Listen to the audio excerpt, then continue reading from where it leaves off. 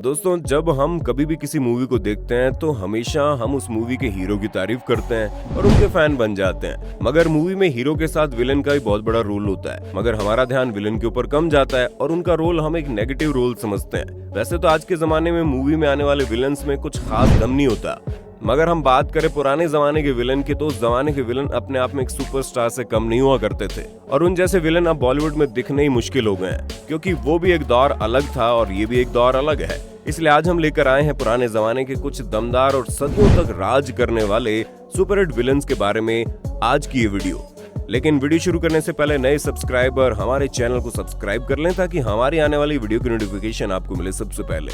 Number 1, Gulshan Grover. दोस्तों, तकरीबन 400 फिल्मों में काम कर चुके गुलशन ग्रोवर बॉलीवुड के बेहतरीन विलन के रूप में सबके सामने उभर के आए और लोगों के बीच उनका एक डायलॉग बैड मैन बहुत ही ज्यादा फेमस हुआ और आज भी लोग उनके इस डायलॉग को बोलते कभी कभी नजर आ जाते हैं और फिल्मों में उनके द्वारा हंसा देने वाली वो खलनायक वाली अदायगी बॉलीवुड के डेंजर विलन के रूप में एक बनाती है इनको। गुलशन ग्रोवर की पॉपुलैरिटी अपने जमाने में एक हीरो से भी कम नहीं थी। नंबर 2, शक्ति कपूर। दोस्तों, एक पंजाबी परिवार में जन्मे शक्ति कपूर को कौन नहीं जानता।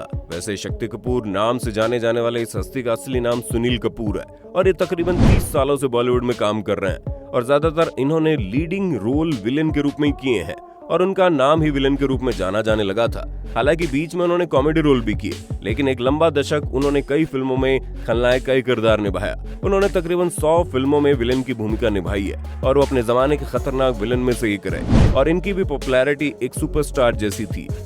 Number 3, Danny. दोस्तों, बॉलीवुड में कई ऐसे बड़े एक्टर हैं जिन्होंने हमेशा अपने किरदार से लोगों को कुछ न कुछ सिखाया है, लेकिन डैनी का किरदार भले ही फिल्म में हीरो का ना रहा हो, लेकिन उनकी अहमियत हीरो से कम नहीं है। वैसे डैनी का जन्म 25 फरवरी 1949 को सिक्किम में हुआ। एक्टिंग में अपना करियर बनाने से पहले डैनी भारतीय सेना में जाना चाहते थे और उनकी माँ की भी यही ख्वाहिश थी कि वो सेना में जाए, मगर उनकी किस्मत तो उनको कहीं और ही लेकर जाना चाहती थी। लेकिन जब उन्होंने हिंदी सिनेमा में अपना कदम रखा तब उन्हें उनके बोल्ड आवाज और एक्टिंग के दम पर पहचान मिल गई। उन्होंने फिल्म अग्निपथ, चुनौती, क्रांतिवीर, अंधा कानून, घातक और इंडियन में कई महत्वपूर्ण रोल अदा किए। इस फिल्म में भले ही उन्होंने विलन का किरदार निभाया था, लेकिन अपने रोल से इन्होंने फिल्मों में जान डाल दी और कम समय में ही इन्होंने बॉलीवुड में अपनी दमदार पहचान बना ली थी। नंबर 4, अमजद खान।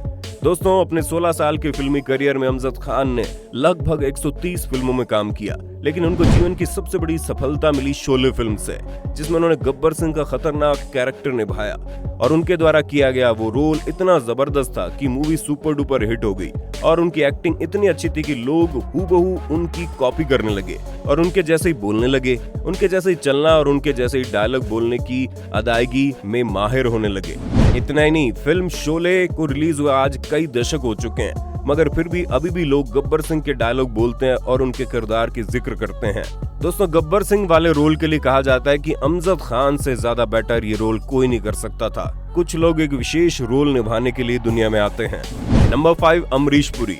दोस्तों, वैसे तो अमरीश पुरी भी हमारी दुनिया में नहीं है, लेकिन हिंदी सिनेमा को उनके जैसा चरित्र अभिनेता और विलेन मिलना एक बहुत ही गौरव की बात रही।